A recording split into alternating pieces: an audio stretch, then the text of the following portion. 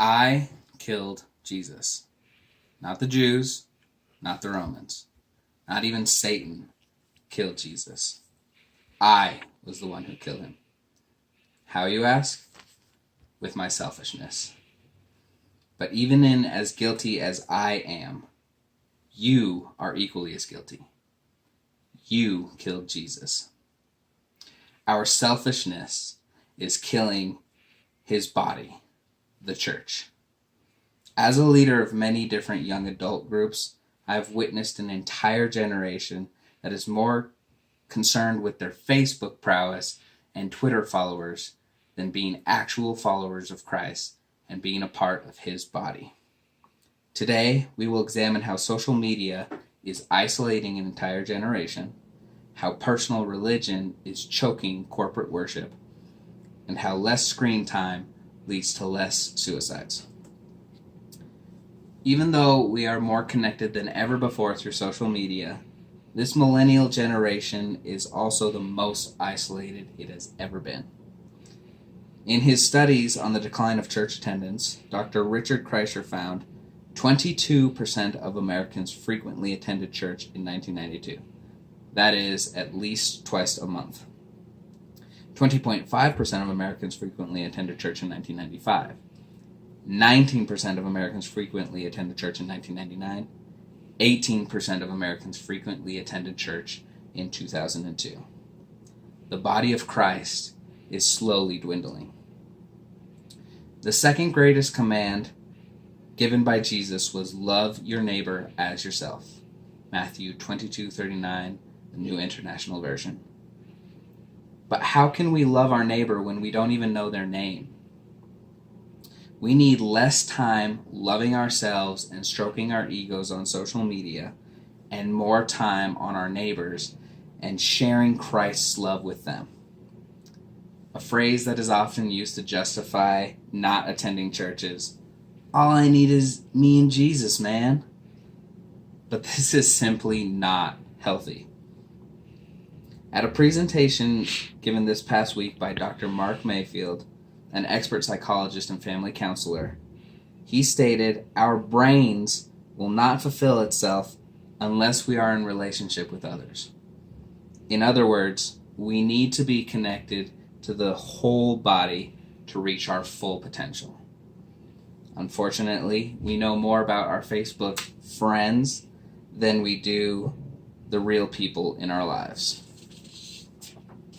This individualistic mindset is driven by postmodern thinking. You're probably thinking your way of worshiping God is the best way to connect with Him. But this is not what God intended. He desires for us to worship Him in unity with all the saints. Postmodern thinking convinces us that all forms of worship are equal. Therefore, I should worship by myself in my own way. But when we glimpse into the future of perfected worship, we see a different story. In Revelations chapter 7, verse 9 and 10, we see, "After this I looked, and there before me was a great multitude that no one could count. Every tribe, nation, people, and language, standing before the throne and in front of the Lamb. They were wearing white robes and were holding palm branches in their hands. And they cried out in a loud voice, 'Salvation belongs to our God who sits on the throne and to the Lamb.'" Here, we see true worship is done corporately with unity. An interesting study by the Pew Research Center found that 50% of younger millennials believe in God absolutely, but only 28% attend church service weekly. Even more telling, they found that while 68% believed in heaven, 78% believe right and wrong are situational. These are conflicting facts, but they are in line with postmodern thinking ideals of individualism. We must reject the notions of norm in this postmodern culture we find ourselves in and heed the words of Jesus. for John 14:6 when he says, I am the way and the truth and the life. Without corporate worship, we are numbing the mind of Christ's body, but by not following his direction. Jesus says in Luke 9:23, if anyone would come after me, he must deny himself and take up his cross daily and follow me. This giving up of self, leading to obedience of Jesus, is what heals his body. If we give up our individualistic attitude of worship, the church will function in a healthier way. Dr. Mayfield summarized his presentation this week by saying, if the church was doing what it was supposed to do, we wouldn't need counselors. Unfortunately, we are killing the body by literally killing ourselves. Suicide is a growing epidemic, especially here in El Paso County. Dr. Mayfield, who is on the front line fighting this epidemic, says, excessive use of phone kills the amygdala, which is responsible for decision-making and emotional response, essentially fight or flight. When kids who are depressed from their isolation and numbed by spending too much time on their phones, they are more likely to follow through on thoughts of suicide. Dr. Mayfield also said, one of the biggest underlying issues of marriage is selfishness. When kids see their parents fighting, they disconnect themselves from the family unit and become more depressed.